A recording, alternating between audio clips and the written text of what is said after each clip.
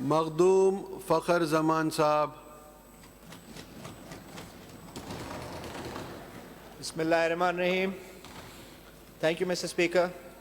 Sub سے پہلے تو میں آپ کا شکریہ ادا کرنا چاہ رہا ہوں کہ آپ نے مجھے آج بجٹ 2024-2025 پہ بات کرنے کا موقع دیا. سب سے پہلے میں خراج تحسین پیش کرنا چاہ رہا ہوں شہید محترمہ بے نظیر بھٹو کے 71 سالگرہ مبارک کے دن پہ. ان نے جو قربانی اور جد و جہد کی اس ملک کے لیے، وہ ایک مثال ہے پوری دنیا کے لیے، مسلمان کی دنیا کے لیے، پاکستان کے لیے. اور مجھے انتہائی خوشی اور فخر اور مسرت محسوس ہوتی ہے کہ میں اس پارٹی کا ایک چھوٹا سا حصہ ہوں. میں شکریہ ادا کرنا چاہوں گا پاکستان پیپلز پارٹی پارلیمنٹیرینز کے پریزیڈنٹ آف پاکستان جناب آصف علی زرداری صاحب کا، chairman Pakistan Peoples Party Bilawal Bhutto Zardari صاحب کا، اور میڈم فریال ٹالپور صاحبہ کا، جن نے مجھ پہ بھروسہ کیا، مجھ پہ اعتبار کیا اور مجھے یہ موقع دیا کہ میں اپنے حلقے کی، اپنے علاقے کی PS 57 مٹیاری کی نمائندگی کروں اور ان کی آواز اٹھاؤں اس آگسٹ ہاؤس میں. میں صرف مٹیاری کی آواز نہیں ہوں، میں ایک ینگسٹر ہوں. میں یوتھ کی، سندھ کے ہمارے ینگسٹر برادران کی بھی آواز ہوں اور ان کی آواز بھی اس ہاؤس میں بن کے رہوں گا. میں اب ہمارے چیف منسٹر سید مراد علی شاہ صاحب کو مبارکباد پیش کرنا چاہتا ہوں کہ ان نے اس مشکل ملکی حالات کے باوجود ایک بیلنسڈ عوام پسند بجٹ پیش کیا ہے. میں اس بات کو کہنے پہ حق بجانب ہوں کہ due to inflation which has risen last year was 26% اور ہماری GDP گروتھ 2.38% پر پاز ہو گئی تھی. ان کے باوجود بھی ہم نے ایک فرینڈلی بجٹ پیش کیا ہے اور اس سے آپ دیکھ سکتے ہیں کہ 30% ہم نے امپلائمنٹ ویجز کو بڑھایا ہے with 15% پینشنز کو بھی بڑھایا ہے. ہم نے نہ صرف یہ بٹ 35,000 منیمم ویج کو بھی 37,000 کیا ہے. تو دس از بیکاز دیٹ جو عوام پہ جو بوجھ پڑتا ہے مہنگائی کا، وہ حل کر سکیں. آپ دیکھیں تو اس مہنگائی کے سلسلے میں، اس انفلیشن کی وجہ سے سب سے زیادہ اگر سفر کرتا ہے تو لوور مڈل کلاس اور لوور کلاس لوگ سفر کرتے ہیں. اسی وجہ سے سندھ حکومت نے بے نظیر ہاری کارڈ اور بے نظیر مزدور کارڈ اس بجٹ میں ایلوکیٹ کیا ہے. بے نظیر ہاری کارڈ ہمارے 7,88,000 ہاری برادران کو، ہمارے بھائیوں کو انشاءاللہ فراہم کیا جائے گا، جس کی 8 بلین رقم رکھی گئی ہے. اور بے نظیر مزدور کارڈ جن کی 5 بلین ایلوکیشن رکھی گئی ہے.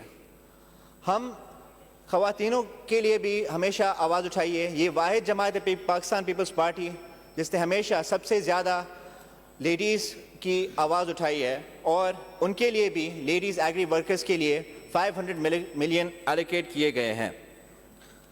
اب میں اگر ہیلتھ ڈپارٹمنٹ کی بات کروں تو میں تمام شکر گزار ہوں چیف منسٹر صاحب کا اور ہماری honourable health minister doctor Azra Fazal Pechuho صاحبہ کا، جن نے اتنا مثالی ہیلتھ ڈپارٹمنٹ بنایا ہے. ہمارے فیڈرل ادارے اور دوسرے صوبوں کے ادارے بھی ہماری تعریف کرتے ہیں. ان نے جو 2020 میں جو ہمارے پاس کووڈ آیا تھا، ان میں جو سٹیپس لیے تھے، جیسے کہ rapid testing, vaccination disbursement and oxygen supply chain management, اگر یہ سٹیپس ہم ٹائملی نہ لیتے تو بہت جانی نقصان ہو سکتا تھا، خاص طور پہ کراچی اور دوسرے اربن ایریاز میں. تو میں ان کا شکر گزار ہوں. اور ابھی بھی 300 بلین ہم نے ہیلتھ میں رکھے، which is 32% more than the financial year 2023 and 2024. میں اگر مٹیاری کی بات کروں تو I am thankful to the minister and the chief minister and the government of Sindh that جو ہماری کنورژن ہو رہی ہے taluka head quarter hospital Matiari کی to district head quarter hospital Matiari پر. میں یہ گزارش بھی کروں گا کہ اگر اس کی ایسے نہیں منظور کی جائے ڈسٹرکٹ ہاسپٹل ہیڈ کوارٹر ہاسپٹل مٹیاری کی، تو یہ زیادہ بہتر طریقے سے فنکشن کی جائے گی.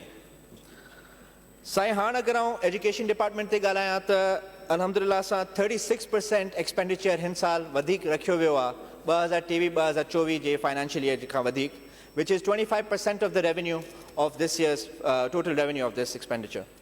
And this is a good vast amount, and I'm sure this is for the betterment of our future generations, because education is the base. I'm thankful, ऐं शुक्रिया अदा कंदुसि त जेका ऑटिज़म ऐं रिहेबिलिटेशन जी सेंटर खोलियो वियो आहे मटियारी में हिन बजट लाइ एलोकेशन रखी वई आहे। पर आउं हिकिड़ी शइ मेंशन करणु चाहींदुसि त 2 स्कीम्स अहिड़ियूं आहिनि 2007-2008 जूं जेके अञा ताईं इम्प्लीमेंट कोन थियूं आहिनि 2024 पियो ॾिस।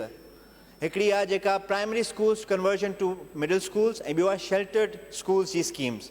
ऐं गुज़ारिश कंदुसि ऑनरेबल चीफ मिनिस्टर साहब खे ऐं ऑनरेबल एजुकेशन मिनिस्टर साहब खे त इन्हनि खे अगरि गौर विचार कयो वञे इन ते थोरो अगरि वर्किंग कई वञे एलोकेट कयो वञे त असां तव्हांजी महिरबानी थींदी।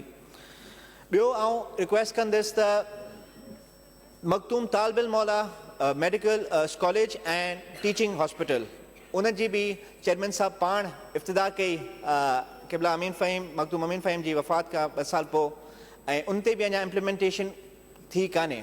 ऐं पब्लिक स्कूल भिटशा इन ते बि आउं चाहींदुसि त अगरि फंड्स रखिया वञनि, इहे असांजो 2 वॾियूं प्रोजेक्ट्स आहिनि असांजे एजुकेशन जे हवाले सां, त तव्हांजी महिरबानी थींदी, सिंध हुकूमत जी महिरबानी थींदी। हाणे अगरि आउं अची वञा लोकल गवर्नमेंट ते, त लोकल गवर्नमेंट ते तमामु घणो मूंखे नाज़ आहे जेका हींअर एलोकेशन रखी वई आहे बजट में, जेका ऑलमोस्ट डबल द अमाउंट आहे for local councils, for municipal committees, for municipal corporation. इन मां लोकल गवर्नमेंट लोकल काउंसलर्स उन्हनि खे बहितर सम्झनि था लोकल माण्हुनि खे, इहे जड़ जा मसइला सम्झनि था, इहे लोकल लेवल ते डेवलपमेंट थींदी त माण्हुनि जी लोकल माण्हुनि जी वॾी सहूलियत थींदी। अगरि आउं पब्लिक हेल्थ जे अॻियां ॻाल्हि कयां त आउं सईद गनी साहब जो शुक्रगुज़ार आहियां त उन्हनि स्कीम नंबर 335 में 100 मिलियन रुपीज़ रखिया आहिनि मटियारी जे ड्रेनेज लाइ। पर आउं रिक्वेस्ट कंदुसि त अहिड़ा 2 ॿिया असांजे टाउन आहिनि, उडेरोलाल स्टेशन टाउन ऐं खैबर टाउन, ऐं इन्हनि ॿिन्हिनि में बि तमामु सख़्तु ज़रूरत आहे ड्रेनेज स्कीम्स जी। अगरि गुंजाइश आहे त इन्हनि ॿिन्हिनि लाइ बि इन्हनि ॿिन्हिनि टाउन्स लाइ बि अगरि ड्रेनेज स्कीम का रखी वञे त वॾी सहूलियत थींदी असांखे।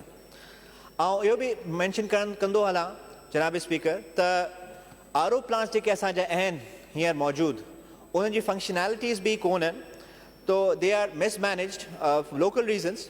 I would request the government of Sindh to take an initiative and form a committee जंहिं ते ई गॾिजी सॼी पाण थोरो इन ते वर्किंग कयूं ऐं इन ते अगरि पाण खे थोरो बहितर करे सघूं उनखे रनिंग वाइज़। हाणे अगरि अचां त 60% जनाब speaker 60% of the youth of the population is the youth of Pakistan. इन जे करे youth is also gullible and it's also very easily convinced by bad culture. इन जे करे drug culture is on the rise. आउं बिल्कुलु appreciate कंदुसि असांजे senior minister जनाब शर्जील मेमन साहब के, असांजे होम मिनिस्टर ज़िया लंजार साहब के, जंहिं तमामु ड्रास्टिक प्रोग्रेसिव स्टेप्स खया आहिनि ड्रग एरेडिकेशन जे करे।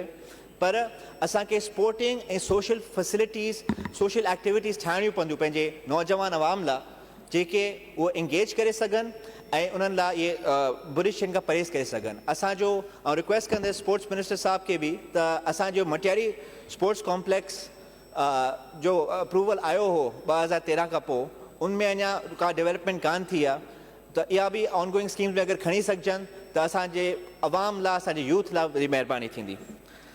चंदो हला पीपल्स बस सर्विस अलहमदिल्ला सां ॾाढो सुठो इनिशिएटिव सिंध गवर्नमेंट जो, अगेन थैंक्स टू CM साहब and our senior minister Sharjeel Memon साहब। बट आउं रिक्वेस्ट कंदुसि त इहा महदूदा कराची, हैदराबाद, मीरपुर ख़ास, सखर ऐं लाड़काना लाइ। ऐं गुज़ारिश कंदुसि त अगरि इन जी peoples bus service Hyderabad to Nawabshah via Matiari थी वञे त असां बि इन सहूलियत जो असां अवेल करे सघंदासीं। लास्ट टू ॿ मेन जेके हाणे मसइला मटियारी जा जेके आहिनि, ऐं पंहिंजी तकड़ी ॻाल्हि कंदुसि, उहे आहे बिजली ऐं पाणी जो। साईं विद इलेक्ट्रिसिटी साईं तव्हांखे ॿुधाईंदो हलां त Matiari to Lahore power grid station Matiari तहलके में आहे। उनजो मूंखे लॻे थो कानून इहो चए थो त 40 किलोमीटर्स जे रेडियस में उन्हनि खे लाइट फराहम करणु घुरिजे। आई अंडरस्टैंड मुल्क ॾाढी मुश्किल हालात मां गुज़रे पियो, त घटि में घटि अगरि उनखे 100% लाइट नथी मिली सघे त घटि में घटि जेतिरी घटि लोड शेडिंग थिए हुते त चंदुसि त सिंध हुकूमत अगरि वफ़ाक़ सां ॻाल्हाए सघे वफ़ाक़ी मैटर अगरि सिंध हुकूमत वफ़ाक़ सां ॻाल्हाए सघे त असांजे माण्हुनि लाइ बहितरी थींदी। ॿियो साईं चवंदुसि त पाणी जे हवाले सां साईं वाटर शेयरिंग ऐं वाराबंदी जा इलाही मसइला आहिनि, मूंखे लॻे थो ॿियनि ज़िलनि में बि आहिनि, पर असांजे तमामु घणो मटियारी तइलके में मटियारी ज़िले में इलाही मसइलो आहे। इन जे करे त चवंदुसि त अगरि इहा अगरि आहे त या रद्द करी वञे, मुस्तक़िल कई वञे, या अगरि ज़रूरत आहे, अगरि पाणी जी क्राइसिस आहे त इहा मुनसिफ़ाना तरीक़े सां सॉर्ट आउट कई वञे, जिते ग़रीब हारी ते ऐं ग़रीब ज़मींदार ते बोझ न पए। हाणे आख़िरी ॻाल्हि साईं कंदुसि जेका लास्टली ही साईं तइलको मटियारी, इहो असांजो तइलको आहे 15 यूनियन काउंसिल्स ते। असांजे ज़िले में मटियारी में 3 यूनियन काउंसिल्स आहिनि, 3 तइलका आहिनि साईं। हिकिड़ो तइलको सईदाबाद जेको 6 यूनियन काउंसिल्स ते आहे, हिकिड़ो तइलको हाला जेको 7 यूनियन काउंसिल्स ते आहे, ऐं हिकिड़ो मटियारी जेको 15 यूनियन काउंसिल्स ते आहे। रिक्वेस्ट कंदुसि हुकूमत सिंध के, चीफ मिनिस्टर साहब के, त इन तइलके खे 2 तइलका कया वञनि, जीअं वधीक रेवेन्यू जनरेशन थिए ऐं अवाम खे एक्सेसिबिलिटी थिए ऐं अप्रोचेबिलिटी थिए। तव्हांजी वॾी महिरबानी। जीए भुट्टो, पाकिस्तान ज़िंदाबाद, पाकिस्तान पाइंदाबाद।